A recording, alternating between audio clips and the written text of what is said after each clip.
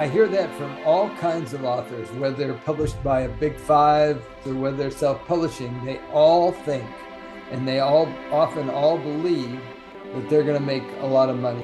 That could be a part of your equation, but you don't want that to be your total expectation of what's going to happen there. You want to do the book so that all kinds of things open up for you.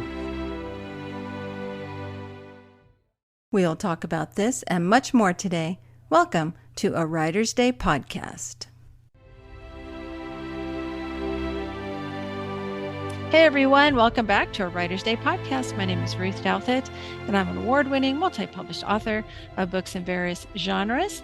And I'm so glad you're here today because I started this podcast for you, folks who want to learn more about the publishing industry, the writing craft, and to listen to best-selling, award-winning authors talk about their writing journeys and their books. And I think you're really going to like today's episode. And if you do, please consider leaving me a review on Spotify and subscribe to my YouTube channel and more. I'd love to know what you think of today's episode. And head over to my website, artbyruth.com, to sign up for my newsletter because I give away a book every month. So head over to artbyruth.com and sign up for my newsletter to learn more about my book projects coming out, my upcoming projects like my coloring book and my Christmas novella coming, to learn more about me and my podcast episodes. Okay, let's get busy. Terry Whalin is here with me today. That's right. He is a former literary agent and an acquisitions editor over at Morgan James Publishing. He has written more than 60 books. Wow. And he is with me today to talk more about the publishing industry. So you know the drill. Grab your favorite beverage, a comfortable chair, kick back and relax as we listen to Terry Whalin talk about 10 publishing myths.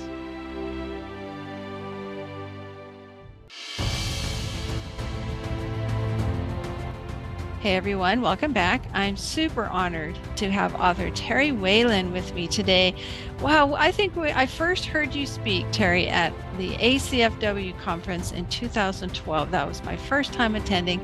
And I think you were either one of the guest speakers or you spoke with someone else, and that's when I started following you on social media. So it's such an honor to have you here on my podcast. Welcome.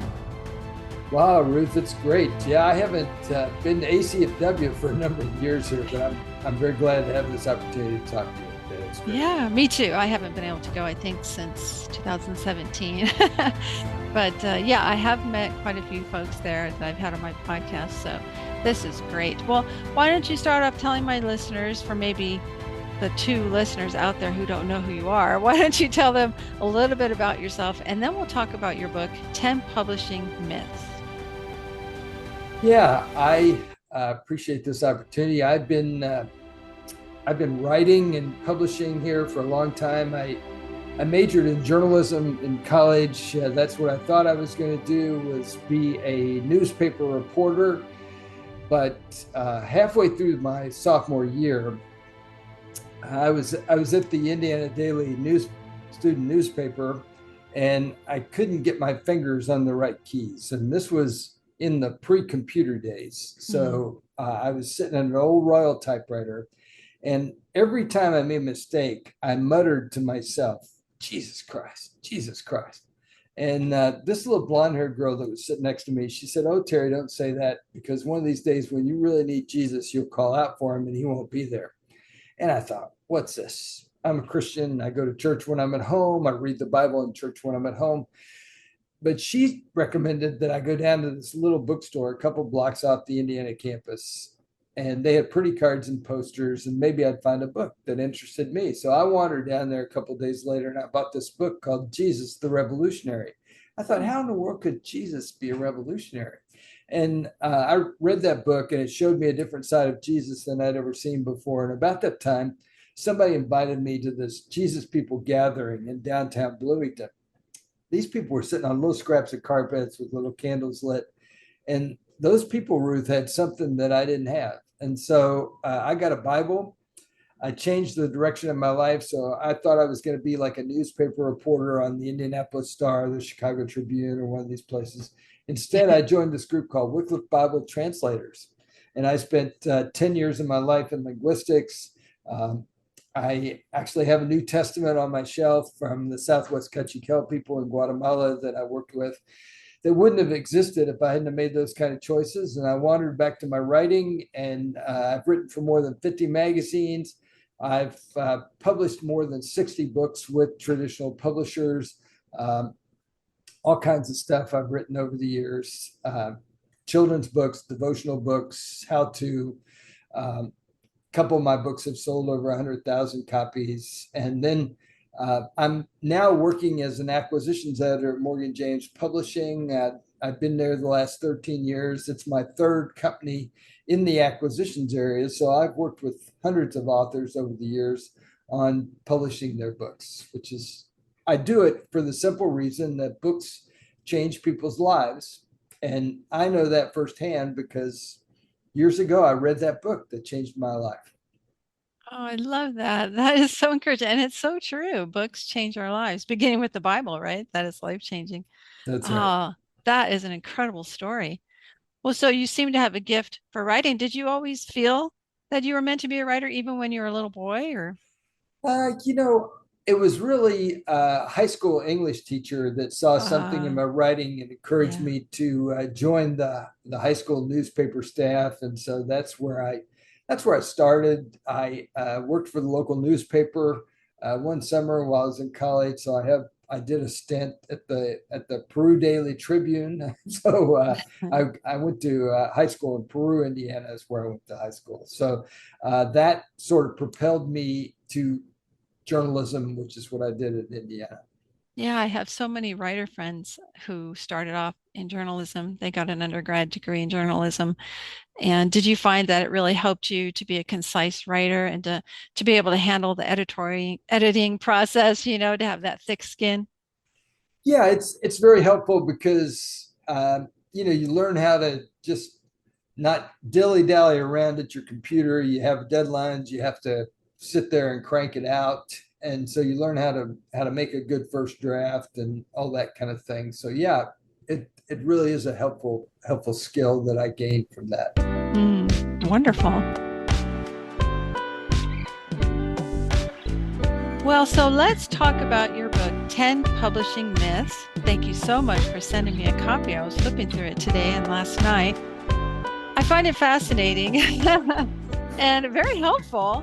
I am a published author. I decided to go the end of self-publishing route back in 2013. I started off with a small house, publisher who believed in me, and I was so grateful that she believed in me and my little dragon story for kids. When she published the second book in the trilogy, unfortunately, she got sick and had to stop. So she graciously, very easily gave me back the rights to my books, and I started publishing them myself. So I found your book very interesting. Since I've been writing for so long, I found that I believed a lot of these myths when I first started out. So why did you write 10 publishing myths? And what is it that you hope readers will gain from reading it? Yeah, I wrote 10 publishing myths because I talk to authors all the time, Ruth, and I find that many of them have completely unrealistic expectations about what's going to happen with their book. Because what I've found from being in publishing a long time is that there's so much of the publishing process that's outside of anything that we can control. Like I can't make a bookstore buy my book. I can't make a reader go into that bookstore and buy my book. There's just a lot of the process that I don't have any control over. And so I really tried to help authors understand some of those dynamics, but understand the things that they could do to really be successful. Like I'll talk to writers and they'll say, well, my audience is over on YouTube, or my audience is over on Facebook or Instagram or wherever. Well, I don't control any of those platforms. And I mean, within the business, we call those platforms rented platforms because I could violate the terms knowingly or unknowingly and get kicked off of there tomorrow. So you want to build your website on your own website and your own blog, things that your own newsletter, things that you can control at the end of the day. Mm, fascinating. So, how did you come up with the various myths, though? 10 myths of publishing. I thought 10 was a good round number, and I keep hearing these expectations from people all the time. So I just made little notes, and those ultimately became the different chapters in my book. But once I got it done, I gathered the endorsements that are in the front of the book. And Alice Kreider, who was an acquisitions editor at David C. Cook, when she sent hers back, she said, "Terry, you're missing the 11th myth." I'm like, "Oh, okay, Alice, I'll bite. What's the 11th myth?" She said, "Well, the 11th myth should be that if I send my book to Oprah Winfrey, she'll book me on her show." And I thought, now that's a really good myth, because, and so what I decided to do, Ruth, as I wrote the book, I wrote that 11th chapter. And when we designed the book, we designed that chapter to look exactly like the rest of the inside of the book. And I give that 11th chapter away to people, or that 11th myth away to people. If they go to terrylinks.com/11th myth, they can get that chapter completely free. Just enter their first name and their email address. So that's an easy way to get that chapter. That's pretty great. I like that. Well, as I was going through it, I noticed the first myth. My book will make a lot of money. I think I run into that the most. So many people ask me, do you make a lot of money with your books? Do you make a lot of money writing books? And I always laugh because I wouldn't be, they're usually my friends at work. And I thought, I wouldn't be here working if I made a lot of money off my books. I would be out there writing more books. So, but I feel that when I talk to folks who want to become authors, and the first thing they think is, if I just get this publishing contract, I'll make tons of money. I always tell them, make sure you have an intrinsic motivation to help you get through when that extrinsic motivation falls through. Because it's a lot like running a marathon. If you're just doing it for the medal, when you get to mile 21, you are going to quit because it hurts. You have to have another reason besides the outward, rewards. There has to be an inward reward too that keeps you going when you get those rejections, when you get, the query letter rejections and things like that. Otherwise, Terry, I would have quit 12, 13 years ago if I was just going for the money. No, and that's absolutely right. But I hear that from all kinds of authors, whether they're published by a big five New York publishing house or whether they're self-publishing, they all think, and they all often all believe that they're going to make a lot of money. And you're exactly right. You want to that could be a part of your equation, but you don't want that to be your total expectation of what's going to happen there. You want to do the book so that it shows your authority in the topic, so that you can open up speaking opportunities, so that we can do podcasts like this and radio shows and all kinds of things open up for you, because you're really an authority in your area, and you're showing it by the fact that you published a book. Yeah, I mean, it's a dream of all of ours, to have readers read our stories. I always end my podcast with, keep writing your story because someone out there needs to read your story. And I firmly believe that if you have a strong passion for it, a theme in your story that you feel will connect with readers, that should be a motivation for you to keep going. But Yeah, it is tough, isn't it? Do you run into authors who ask you for advice and they just don't realize how tough of an industry it is? it is. It is.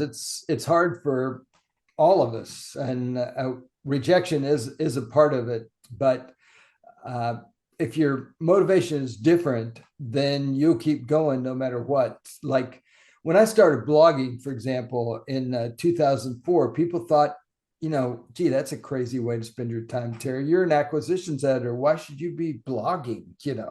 But I have consistently been blogging since 2004. I have an article that goes out, a thing that goes out and searches for my name online. And I found a little article over a year ago that said there were over 600 million blogs that are out there. But this particular article listed the top 27 content producers. And they were people like Seth Godin and Ryan Holiday and Jeff Goins. But my name was one of those top 27 producers. Wow. And it's not that I did anything magical here, Ruth. It's just that I've been blogging about the writing life every week since 2004. And I'm doing it consistently, and I've persevered in that process. And I think that's one of the keys for every writer. No matter what happens to you, whether you get accepted or rejected, just keep going. At the end of the day, I mean, I've heard Mark Victor Hansen and Jack Canfield, they talk about their Chicken Soup for the Soul books. I mean, people forget that they were rejected over 160 times before they finally found somebody to publish that first Chicken Soup for the Soul book. And it was a little publisher down in Florida, and they told their publisher they were going to sell 1 million books during the first year.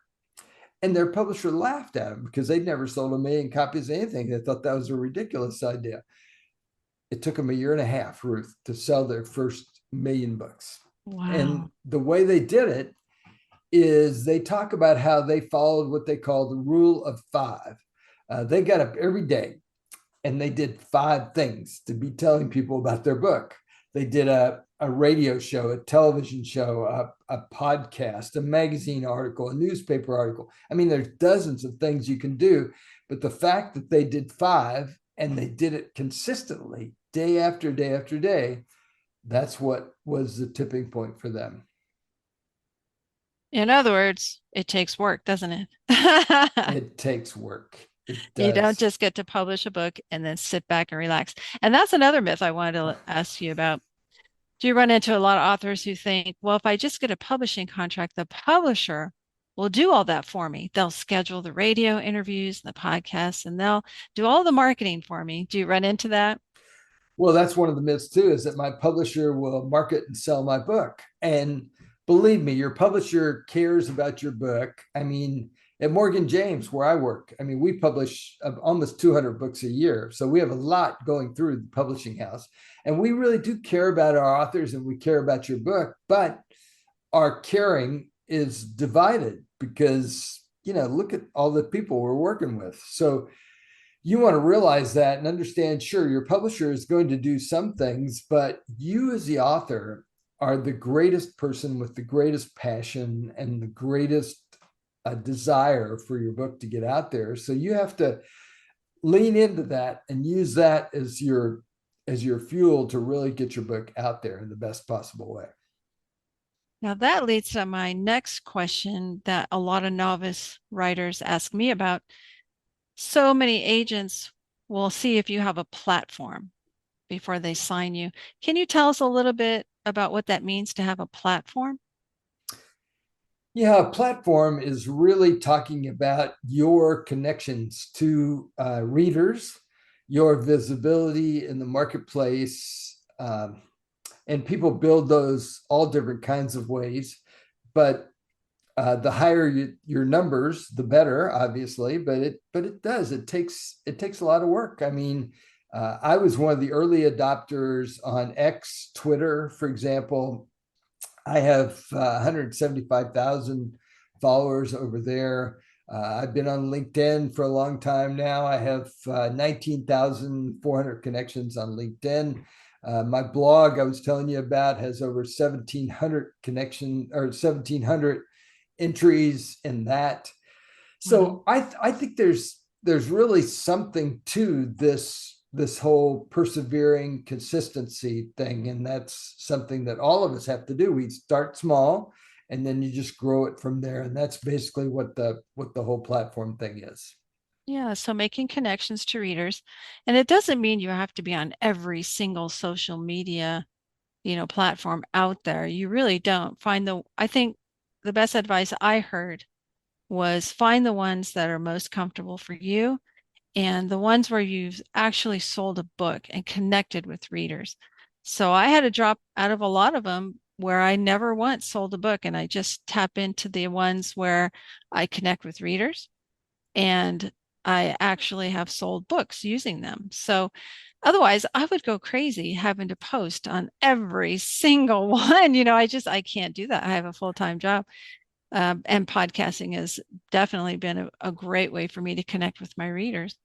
You're So I exactly always, you're yeah, exactly right. right. I mean, you You have have to to choose advise you have them. to choose which ones Yeah, to go on. otherwise Yeah. they get exhausted. They think, what? They get so discouraged because they think, oh, I have to be on X and Facebook and Instagram and TikTok and da da da da da da.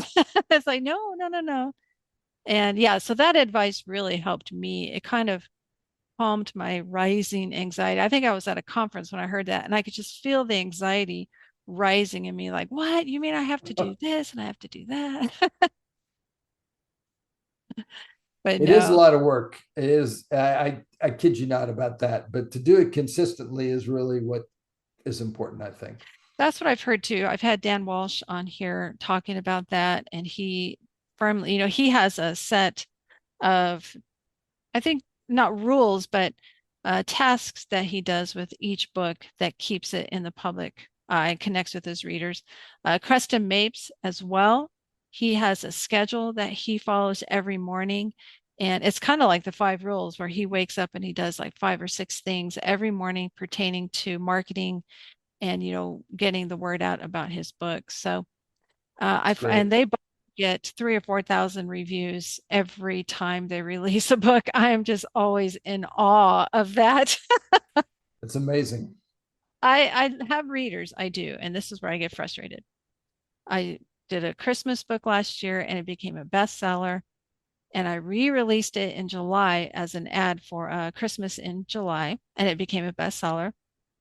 But Terry, I just cannot get folks, my readers, to leave reviews. What tips do you have for authors to get readers to leave a review? Well, I guess the easiest thing is to make sure you're asking them in your book to leave a review for you, but um, make it simple for them too. Maybe it's a template that you Mm, give them. I mean, I've got one for fiction and I've got one for nonfiction that I got from Sandra Beckwith. Sells those and gives you the rights to pass those on to other people, and so that's what I do.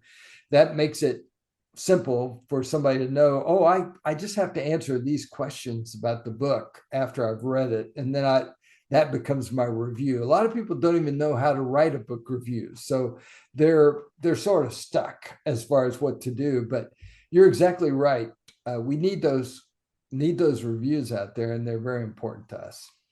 they really do. I try and let folks know they are so vitally important to authors. The more reviews you leave, the more you'll see of our books on Amazon when you get on there. So yeah, it really does help us tremendously. So finally, what's coming up next for you down the road for 2026? What's coming next? What's coming up next for me is that I'm continuing to work with my authors at Morgan James on their books and helping them to get their books out there. Like I said, I've been doing this for the last 13 years, so I'm always actively looking for authors. Uh, I do want to tell you, Ruth, about my wake up moment that I had as Yeah, an please author do. here. Please I do.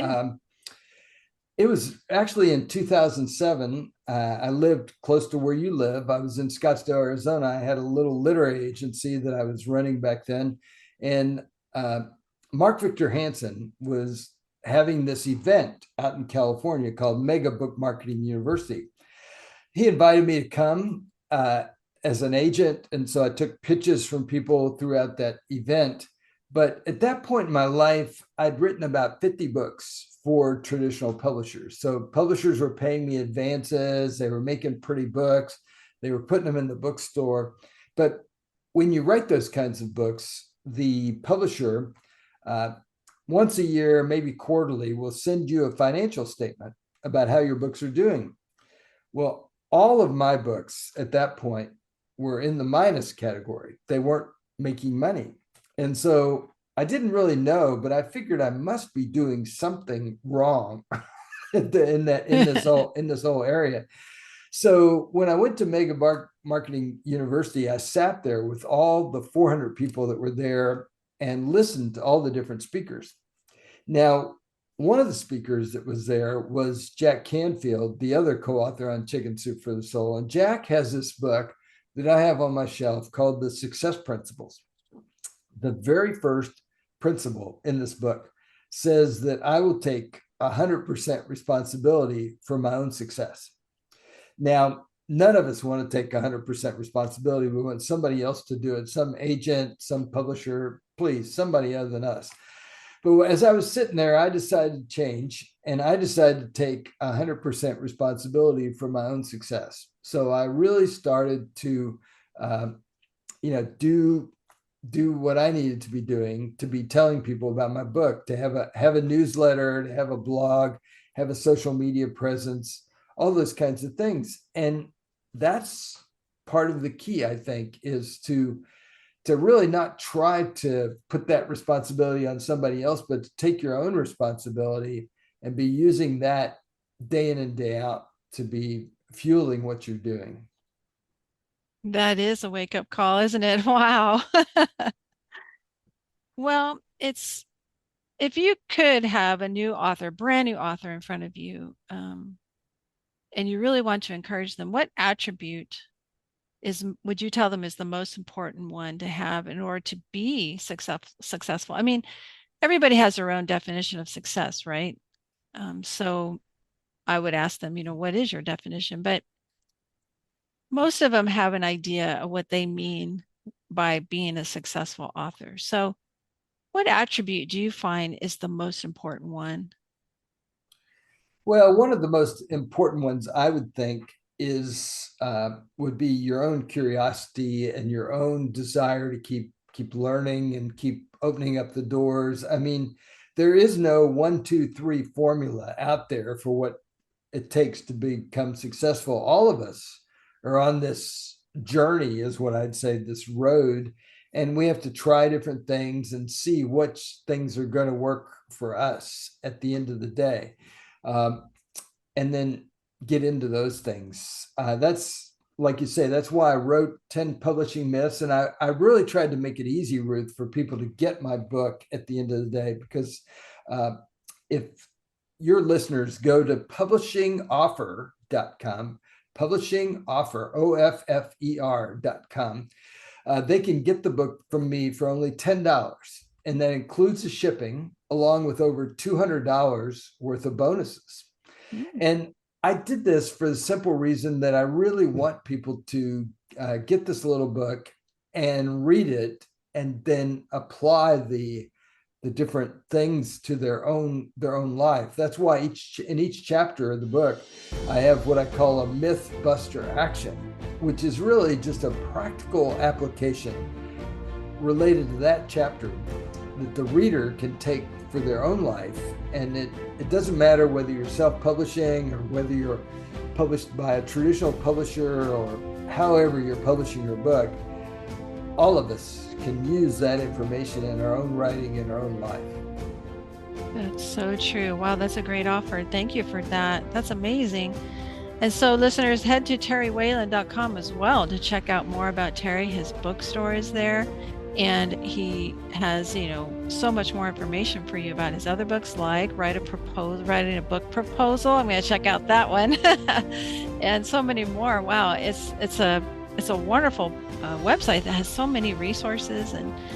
And Terry, thank you so much for joining me today. This has been so encouraging for me. And again, thank you for the book too, 10 Publishing Myths by Terry Whalin. I really appreciate it. Thank you, Ruth, for the opportunity. I really appreciate it. And, books change people's lives. And so we want to get those books out into people's hands.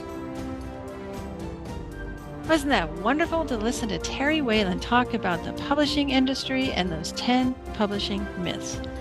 And I hope that you're encouraged, not discouraged, but encouraged to keep going on your writing journey. Even if you may have heard something that you thought, uh-oh, I've fallen for that myth, that's okay. Head over to terrywhalin.com, his website. He has so much information there for you. So many more books to help you with the industry and writing your book and your proposals.